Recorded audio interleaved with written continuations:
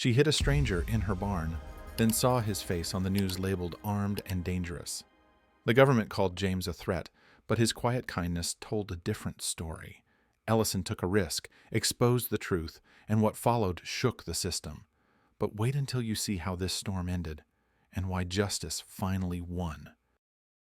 Ellison Rose lived alone on the edge of rural Kentucky, in a time-worn farmhouse tucked between the whispering pine woods and miles of quiet road. Her days were quiet, marked by the rhythm of the land, the creak of the windmill, the tapping of rain on the tin roof, and the silence that settled like dust across her porch each evening. She hadn't always lived this way. Just 3 years earlier, she'd worn a white dress and kissed her husband goodbye before his final deployment. He never came back from Iraq. The flag folded on her mantle was the only part of him the military had returned. Since then, the world had moved on, but she had not. People in town knew her name and respected her strength, but rarely stopped to talk. Some said she was still mourning. Others whispered that she'd changed, that Ellison Rose could be seen walking her fields at dusk, murmuring to the wind like she was still speaking to him. Ghosts, they called it.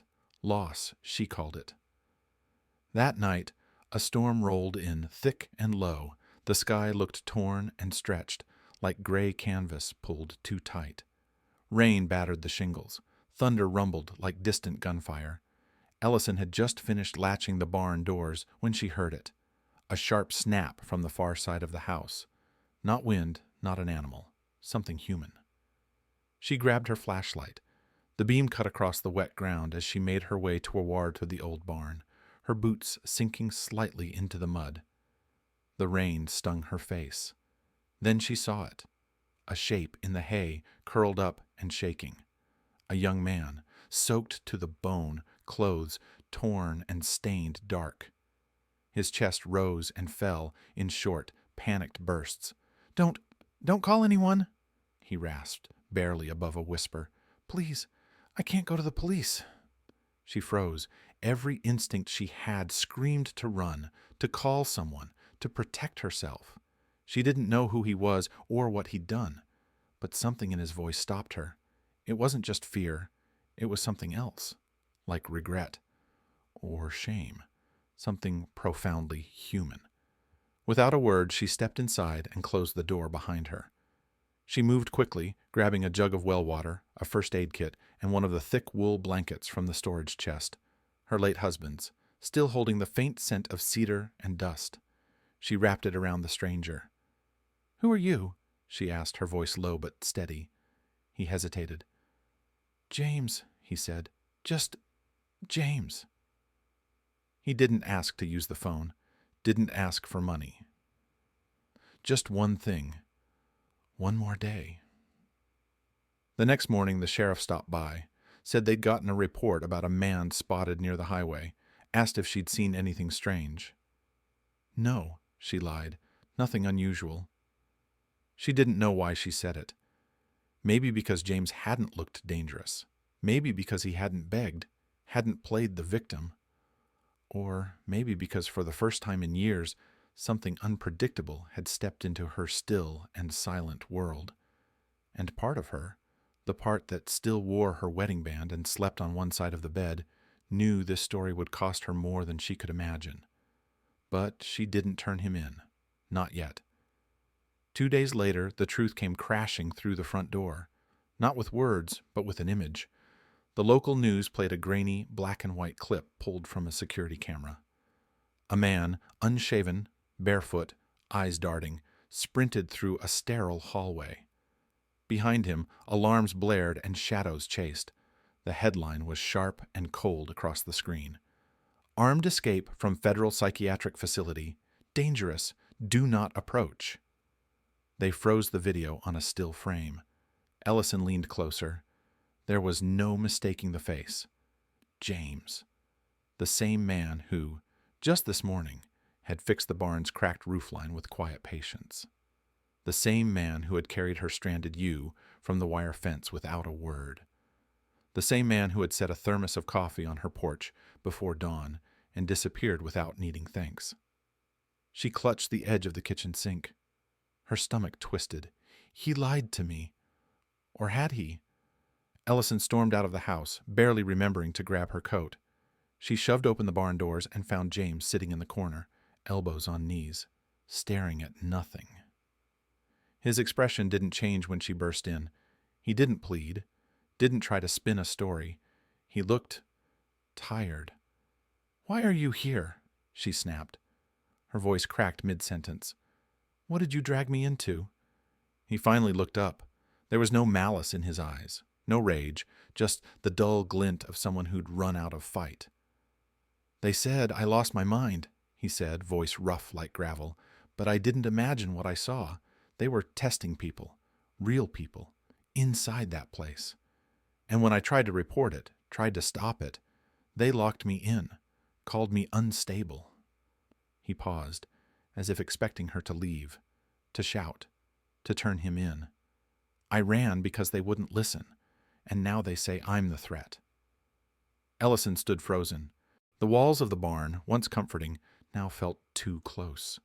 She didn't know which story to believe, the one on the news or the one sitting in front of her. If he was lying, she was already complicit.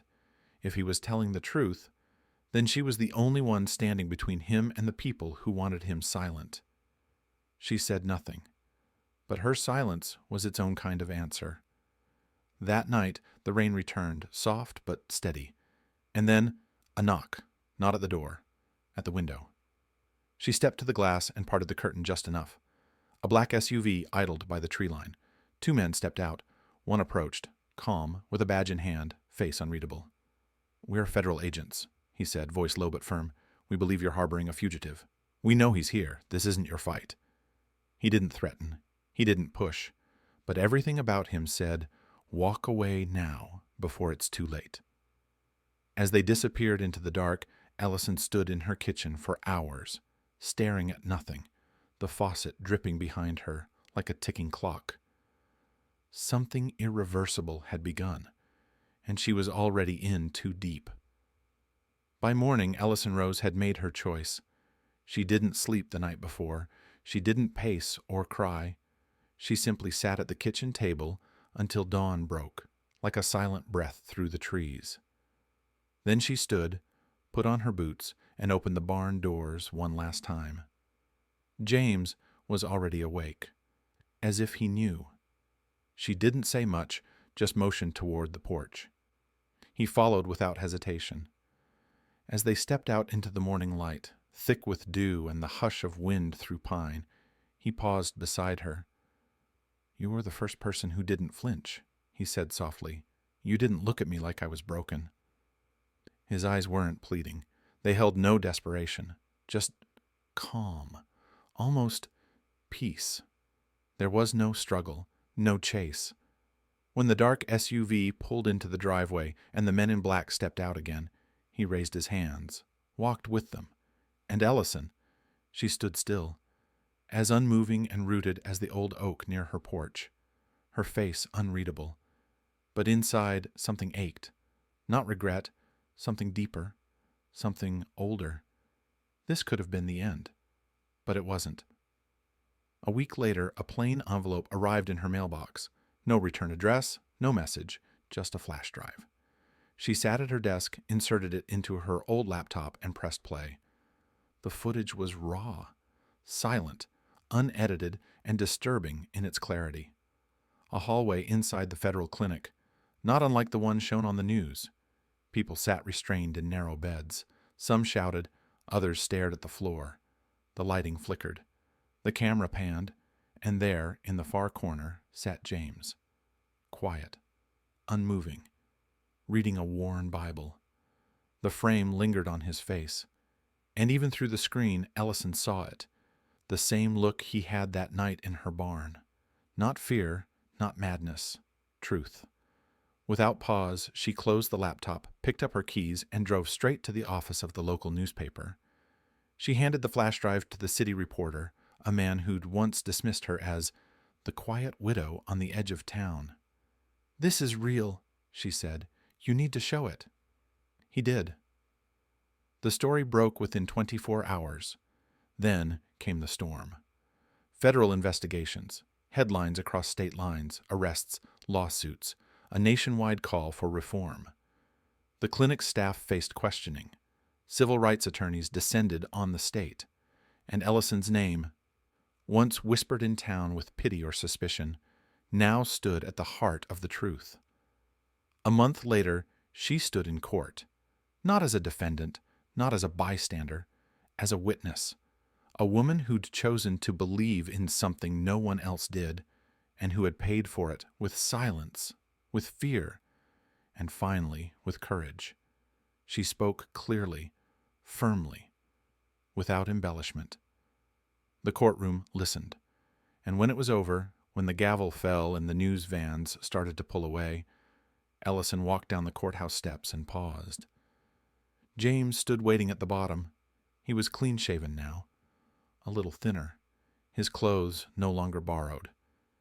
In his hand, an official paper, a protective order, and a public apology from the agency that had once labeled him a threat. "You could have walked away," he said quietly. She looked at him, and for the first time in a long time, her voice carried not just weight, but peace. "I already lost one man to something I couldn't stop," she said. "I wasn't going to lose another who didn't deserve it." What passed between them in that moment wasn't romance. It wasn't rescue. It wasn't even forgiveness. It was freedom for both of them.